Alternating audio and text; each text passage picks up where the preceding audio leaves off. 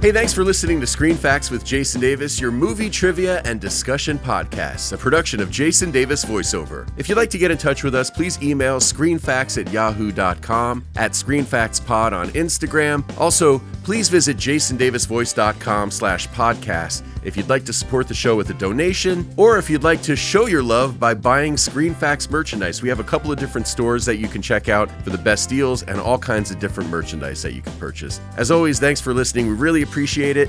And joining me for this episode is my brother from another mother, Les Sinclair. How you doing, pal? Oh, super. I'm glad to be here. Yeah, so you suggested the movie that we're going to talk about today. And you know, it's one that up until yesterday or the day before, I had only seen like once or twice, maybe. I forgot how funny this movie is. I had exactly the same reaction when I started watching it. I think I've only seen it one time. My wife said she thought she fell asleep during it because she didn't remember it. But then as we were watching it, she had like glimpses of, I kind of remember that part.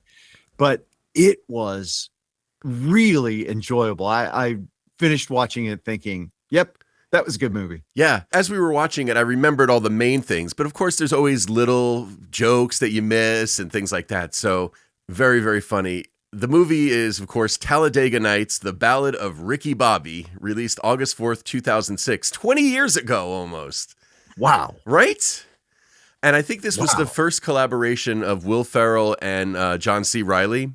They teamed up for a couple of different movies after this. Step Brothers, which I love, and a movie about Sherlock Holmes, which I didn't see. But John C. Reilly was kind of known more for drama stuff before this. And then he went on to do other comedies after this as well. But this movie has an amazing cast, too. It's really amazing, isn't it? I mean, a lot of funny number of people that are in this and the guest stars, they're highlights as well. Yeah, there's a lot of people that have worked with Will Ferrell before and other things too. So John C. Reilly, Sacha Baron Cohen, who's always funny, also known as Borat, Gary Cole, Michael Clark Duncan, R.I.P., Leslie Bibb, Jane Lynch, Amy Adams, Rob Riggle. I forgot he was in a very small role, but he's always funny. Right. You were saying that this movie is 20 years old, and I'm thinking in NASCAR time, this movie really holds up even to today. Yeah. Are you a fan of NASCAR? I'm not a NASCAR person. I don't dislike it. Right. Like, I don't make fun of the people because they're fans of fast cars going around in a circle. But for 500 miles. See, I don't make fun of them at all.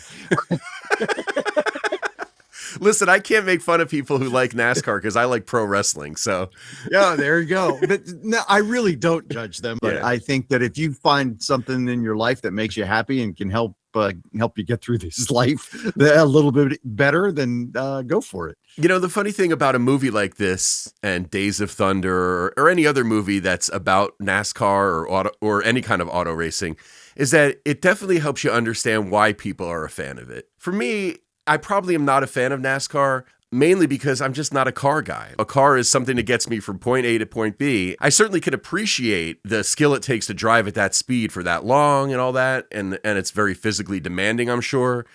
You know, even though people would say, oh, they're just sitting in a car and driving for 500 miles. You try doing that at close to 200 miles an hour or whatever they're doing. I appreciate a souped up car and a nice car, but I don't care. I wouldn't own a really fancy car. That's just not my thing, you know? Yeah. That said, though, this movie, even though it was NASCAR driven and had Will Ferrell in it, opened at number one, making about $47 million. That's pretty cool. At the time, it was his biggest opening, too. And I think that one of the things that really makes Will Ferrell so good at what he does is he takes these uncomfortable moments and he stretches them out until they're really uncomfortable and you have no choice but to laugh at them. Yeah, and he's 1,000% committed to whatever he's doing. Yes. He certainly embodies what you would imagine a NASCAR driver is like. You know, Yes. I just want to go fast, you know, and all that kind of stuff. I mean, and then if you think of his other movies, like Step Brothers and Elf, he plays a man-child perfectly. He's really good at that, isn't he? The man-child thing. He really is. He really is. And actually, this role is sort of kind of the same. It's not quite as kid-like, but I mean, you know, it's pretty simple, the mentality. Yes. Yeah, that's exactly right. What was there's something about him being totally ignorant and 100% confident. I like that. Do you get the sense that there wasn't much writing in the script of this movie? I mean, for me, it seemed like they went, okay, this is where we want to go. Mm-hmm. And how we get there is up to the actors, because there seemed like there was so much ad-libbing. Even the part where the woman, she's on Saturday Night Live and she has worked with Will Ferrell before. And Molly Shannon. Yeah, she is great in this, playing the wife. Mm-hmm. And when they bring in the big possible sponsors and she starts flirting with the old guys. She's like making out with the one guy. Oh, it's so funny. And you can tell by the look on his face that it was like, this was not planned, but I'm going to go with it. Yep. Because he's like a real person, not an actor. And it was just phenomenal. Yeah. I'm glad you brought her up. I forgot about her because she's not in the movie a lot, but for the few moments that she is on screen in this movie, she lights it up. And she does that all the time. Anytime you see Molly Shannon in something, she just lights up the screen because she's just one of those performers that's fantastic. One of my favorite female SNL cast members of all time, for sure. She's so good. And I don't think she has the power to carry a movie, but when you add her to the movie, it elevates the movie. I don't know if I would agree with that statement because I don't think she's had the right opportunity. If you gave her a really good script, I think she could carry a movie. I mean, whether or not people would go see it, I don't know. Yeah, if that's what you right. mean, if that's what you mean, then yeah, I probably would agree. But I think she's certainly talented enough to, if with the right script, to be as good as Will Ferrell or most of the other people on SNL. So. See, you say script again, and I don't think it's a script. I think it's a plot. Let me say it a different way. Let me say it a different way. If you like had a good outline for a movie, then these people that's what they're great at. Is most of the people on SNL come from an improvisation background, the Groundlings or Upright Citizens Brigade or whatever. So yeah, they're probably all great at improvisation, and they do show different takes from some of the scenes in the bloopers or the outtakes at the end of this movie during the credits, which are always fun. And when you hear the different ways, a scene could have gone, you go, oh, that's really funny. It's too bad they couldn't do all of those jokes, which obviously doesn't make sense. They can't put them all in. Yeah. The little baby Jesus at the dinner table grace. Yeah, that was, I think I read that was mostly improv.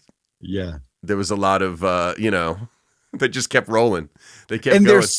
There's something about that too, because the other actors, when that improv is happening, the other actors have to continue to act. So they can't like break into laughter, even though they know it's funny. And that's a credit to them, because being able to keep a straight face with John C. Reilly saying stupid stuff and Will Ferrell saying silly words. It's like, man, how do you keep your composure during those moments? The only thing I could think of is that the other people in the scene with them are also improv people, and they just know that, yes, and they go with it. Yeah, that's right.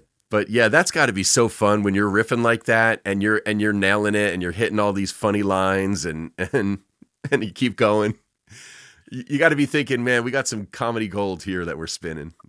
Oh, and the editor having to decide, there's so much there. And like you said, you can't put everything in. How do you decide what's good and what's going to work? There might be something that's good, but doesn't work in the scene, but is magic. I mean, God, you want to use that later. Yeah. Well, my guess is the main people involved, I guess the producers, the main stars, the writers, maybe they all get, the director, they get together and whatever makes them laugh the most is maybe what ends up in the movie. And then they save the rest for like, the extras, which is cool. Yeah. Yeah. The extras are great. That's for sure. They're fun. And did you watch the movie through the entire credits to the very end where, that's a great scene.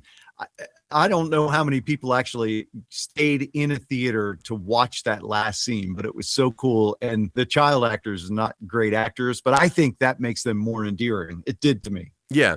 I mean, as far as delivering their lines, maybe they seem a little stiff, but the lines are so funny that it doesn't matter. And, that's right. And there's something funny about really obnoxious kids in a movie that curse and act like they have no rules and stuff. Yeah. Like there's a scene where they're saying to Jane Lynch, who's their grandma, we make the rules or something like that. and she just smacks him across the face. Yeah. Yeah. And then they like shape up over the course of the movie. And then in that scene that you're talking about at the end of the credits, and I'm going to give it away because listen, if you haven't seen it 20 years in, tough. Right. But by the end of the movie, they're like Rhodes Scholars. She's reading them a book and they're giving the synopsis of the book, in like really complicated college speak. So, sort of. Yeah, with their very heavily Appalachian accents. Yeah, exactly. Good stuff. So this movie won some awards, Les. Did you know that? Yeah, there were a couple. I remember seeing Will Ferrell promote this movie. And so he was promoting it even when he was winning the awards. Yeah, so he he won a Teen Choice Award for Choice Summer Movie, MTV Award for Best Kiss between him and Sacha Baron Cohen. Yes. Teen Choice Award for Choice Comedy Movie Actor for Will Ferrell. It's funny that like they have those kinds of award shows for stuff like that. They also won the bad awards too, right? Like right. The Stinkers Bad Movie Award, and the kids won a bad acting award. And I got to tell you, there's this thing where people are passionate about stuff, and that means that people are not going to like it. And I think you want some people to not like your movie or your acting or you.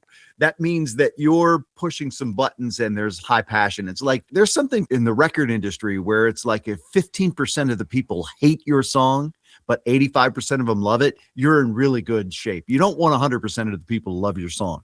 Yeah, I think it's like most things in life. The worst thing that can happen is indifference, right? Yes. So right. Love it or hate it, as long as you're talking about it, win. Yeah. So that's a good observation. That's right. Because if you're not first, you're last. Yeah, there you go. Very good, Les. I don't get the feeling that Will Ferrell, or really anybody in this movie, gives a shit how their comedy lands. They're doing it because, they're making funny. And either you're on board for it or you're not. Yeah, and NASCAR was on board for this. NASCAR was 100% supportive and they cooperated with production. And they had actual drivers be part of this, which is great. They had actual announcers be part of this too, which I was intrigued by because I thought they would stick with one channel, but they didn't. They went NBC, they went Fox, they went all of the channels that cover racing. And I thought that was great, not only from them, but it was also a sign that in this movie where they glorified consumerism, that they continued to glorify consumerism and they didn't sell it to just one station. They had everybody participating. The overdone sponsorships. And at one point he has the Fig Newton sticker over the windshield of the car when he's driving. That's right. Totally making fun of all that, which is great. I love the scene where, Dale Earnhardt Jr. comes up and asks for his autograph. I mean, right. I love when professional athletes don't take themselves too seriously in something like this and they go along for the ride, so to speak. And isn't it great to see people who you think of now, like Amy Adams is in this movie. And I saw her and my first reaction was, I didn't realize she would stoop this low to do a movie. And then it turns out that this was one of the movies that helped elevate her career. Yeah, I think it sort of launched her because career. I'm watching it 20 years later, I'm taking all that for granted. And she's great as the kind of quiet, mousy PR person, I guess. And I will tell you, that scene in the bar where she's giving him the rah-rah speech, I was inspired by that. I'm thinking, that's really good. And then they started, are we going to make out? And they started she crawls on the table over each other, which was great too. I mean, all of that was fantastic, but really her acting in that scene was really good. He gave me chills. I agree. I was watching that scene thinking the same thing. And it's like, she had like tears in her eyes. She was really into the scene. And in a movie like this, you don't expect that, but that's what makes it great. You have this really inspired scene and dramatic. And then of course it shifts right to them pawing at each other. There's so many laugh out loud moments in this movie. It was just such a joy to watch it. Yeah. Hey, listen, I was talking about the consumerism and there is a screen. It talks about what parents need to know. One of the things that parents need to know, I'm going to read this. Okay. Parents need to know that Talladega Nights includes relentless commercial product placement by the way of parodying professional racing's tendency to slap logos on every available surface. The film also features lots of body chatter concerning a wayward father's lusty behavior and his son's cheating wife. The hero's two young sons spend half the movie behaving badly, talking back to elders, cursing, and damaging property as their father, a stereotypical redneck parody, encourages them. An arm-breaking scene includes loud bone-breaking noise. Several car crashes are violent, cars flipping over and smashing and catching on fire. Characters kiss. A gay character is portrayed very flamboyantly, continuing the movie's trend of stereotypical characterizations, and characters refer to drug, alcohol, and cigarettes. That is like a promo for the movie. No doubt. It's kind of like, I want to see that movie. no doubt. It's kind of like back in the 80s when a group of senators' wives formed a coalition to get ratings on music, and they wanted to ban lyrics and stuff. And as soon as you slapped a parental advisory sticker on an album, it went platinum. That's right. Yeah. That was Al Gore's wife, if I recall correctly. It was. Chipper Gore. That's right. Yeah, you're right. And I mean, erectile dysfunction drugs. Yeah. One of the, when they put the side effect on there, if erection lasts more than 4 hours, seek medical attention. It's like, well, hello. Okay. Let's go for that. See if we can make 3 hours and 59 minutes.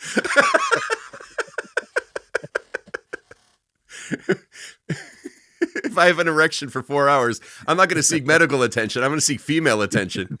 That's exactly right. Hey, lady, I'm on hour number 5. Can we say hello? I'm not sure if I should leave this part in. Oh, man, I would. I'm kidding, of course. See, if you say that, it's okay. That's right. With all due respect. If you say that, it's okay, right? Doesn't he say that a couple times in the movie? I love that line. That's said a couple of times, with all due respect, which is typically followed by something disrespectful. Yeah, exactly. Of course. You were talking about the father. What a great character Gary Cole is in this movie. He's another one that he shows up from time to time and stuff, and he's always good. Whether it be the Brady Bunch movie as Mike Brady, he's in Pineapple Office Space, Pineapple Express as a bad guy. But in this movie, it's not a huge role, but he, again, makes the most of it and really funny. The whole stuff with the cougar in the car. Yeah. You know, your problem is you saw the fear. So, you know, we got to get that fear out of you. So if you ride in that car with that cougar and you're calm, that cougar's going to be calm too. You know, it's like, it's so ridiculous. Oh, man. We were talking about the consumerism, and, you know, I thought this is a great way to pay for the movie. That was my thinking was, wow, they've really, like Wonder Bread and Old Spice and Perrier, they're really raking in the money they got from them. Right. And it turns out that they didn't, that Old Spice, Wonder Bread, and Perrier were not charged for the movie. Old Spice and Wonder Bread did promote the movie after the fact with the side deal. And Will Ferrell even showed up to promotional events wearing that Wonder Bread uniform, and he did that at no charge. So there were some promotional mentions, if you will, in the movie, like when they're doing the dinner table scene and they've got the Domino's pizza and the Coca-Cola and all that. That was KFC. All product placement. But it's amazing that those prime sponsors didn't have to pay a thing to be in the movie. Hey, there's a scene in this too where they scan across. Sacha Baron Cohen is on the cover of GQ magazine, and it's just a quick scene. And I thought, I'm wondering if GQ was a product placement too. So I froze the screen on that, and I thought there have to be some funny stuff on that cover of GQ magazine, and I was not wrong. So this, by the way, is 44 minutes in if you want to see it, and freeze the screen. The vest is back is the big headline. Lil Wayne and Noam Chomsky square off. This is my favorite one. Are steroids right for you? Dick Cheney goes bareback, bluffing your way through a marvelous sex life. I don't understand this one, but it's Martin Amiss on Heidi Klum's ass. Okay. And 12 Secrets to Sustaining an Illicit Affair. That's the GQ covered with Jean Girard. That's a perfect example of something that you'll miss if you're not paying attention. And I thank you for taking the time to not only pause the screen, but take a photo of it and share all that with us. Because, yeah, those are jokes that I completely missed. Because it goes by really fast. It's called Screen Facts, darn it. That's right. You are, and I appreciate your attention to detail on that one. Sacha Baron Cohen is another actor. I talked earlier about how Will Ferrell really commits. Sacha is the same way. Every character that he plays, they're usually movies that he's the star in, whether it's Borat or Bruno, The Dictator, all these great things that he's done. He really went above and beyond in this movie. He wanted to be strange, really theatrical, really kind of go overboard. And I think the accent, I think he got shit for his accent being really fake, and I think he may have won an award for it being so bad. Yeah. But I think that's all part of his genius.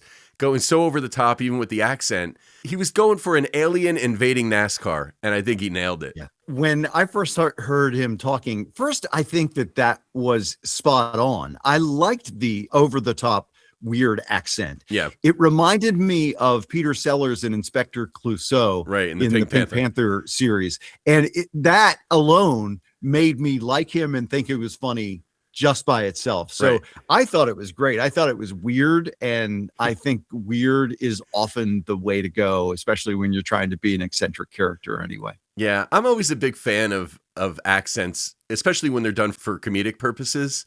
But, when he's like, Ricky Bobby. So good. I mean, there's like all these quotable kind of taglines in this movie, the shake and bake, the baby Jesus The story of stuff. a man who could only count to one. One could argue that Will Ferrell has sort of taken up the parody reins from a guy like Mel Brooks, whether it's doing a parody of the news anchors in Anchorman, NASCAR in this. Elf is a parody of a Christmas movie, as far as I'm concerned. Yeah. It's almost as if he took the Mel Brooks satire and brought it into today. So Mel Brooks, he's got all those corny dad jokes in there. It seems like Will Ferrell, that's actually really interesting, Jason. Will Ferrell has done the same thing, but instead of doing corny dad jokes, he just makes it funny in weird, possible real life moments that are just over the top. That's really interesting. Yeah. I mean, Mel Brooks came from an era of like vaudeville and all that. I mean, that's how he started out.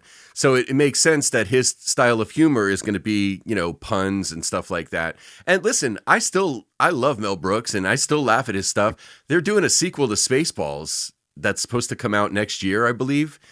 Mel Brooks is going to be 100 this year, Les. Yeah. I mean, that's crazy that he's going to be in a movie at 100 years old. That's just insane. So good for him. God bless him. And Will Ferrell, whether or not he lives to 100 or not, I think he's definitely made his mark in comedic cinema with so many great movies. There was an interview done with him on stage, and he's dressed sort of like Mark Twain when he's doing this interview. And he's got gray hair, and he's totally gray. His eyebrows are gray, and he's on stage, and a woman from the audience asks him, "What's with the gray hair? Is that for a part?" And he sits there and he just stares at her. And he says, "It's called age."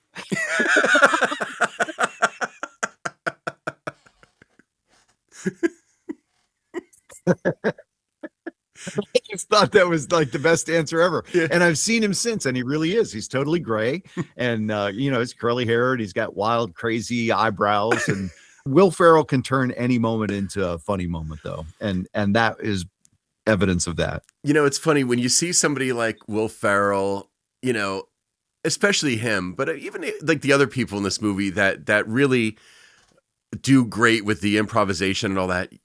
I always wonder, what are they like in real life?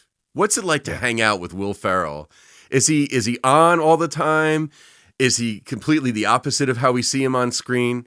I mean, I can't imagine that he's like any of these characters. There's a great documentary with Will Ferrell that's on one of the platforms, and he travels across country with a friend of his. I think the friend is a writer, and the friend is a man who has transitioned to a woman. Okay. And that's the premise of the road trip. And you get to see a lot of the serious conversation between Will Ferrell and his friend, and like, what's it like for this trans person to be in real life now. And there are funny moments, but there are also very serious moments. So you do get to see a little glimpse, I feel, of who Will Ferrell is. And it's really interesting. Oh, that's very cool. I'll have to look for that. I know he's done a couple of movies that were more dramatic as well. He's certainly more well known for, goofy stuff like this, but yeah, but he's an actor. So I have this theory that comedians make the best dramatic actors because they understand how to connect emotionally. Mm-hmm. Like Robin Williams did it really well. Mm-hmm. Jim Carrey is really good at it. There are just a slew of comedians. Even Howie Mandel Mm-hmm. did that. He did serious acting on St. Elsewhere. Yep. And so he was good in that as well. And so you see a lot of these comedians who have the ability to tap into that serious emotion as well. And I just think the comedians I'm with Jerry Seinfeld. I think they're the top of the game. Yeah. Well, Les, this is a great choice and a fun movie and a lot of laughs. And thanks for suggesting it and for doing the podcast. Awesome. Oh, thanks for having me on. This really was a good movie and a great laugh. Excellent. And thanks everybody for listening. We really appreciate it. Remember, if you want to get in touch with us, you can email us screenfacts@yahoo.com. You can find us on Instagram @screenfactspod. Please support the show if you can by donating or buying merchandise. jasondavisvoice.com/podcast. Screen Facts with Jason Davis is a production of Jason Davis Voiceover. I like to think of Jesus like with giant eagle wings and singing lead vocals for Leonard Skinner with like an angel band, and I'm in the front row and I'm hammered drunk.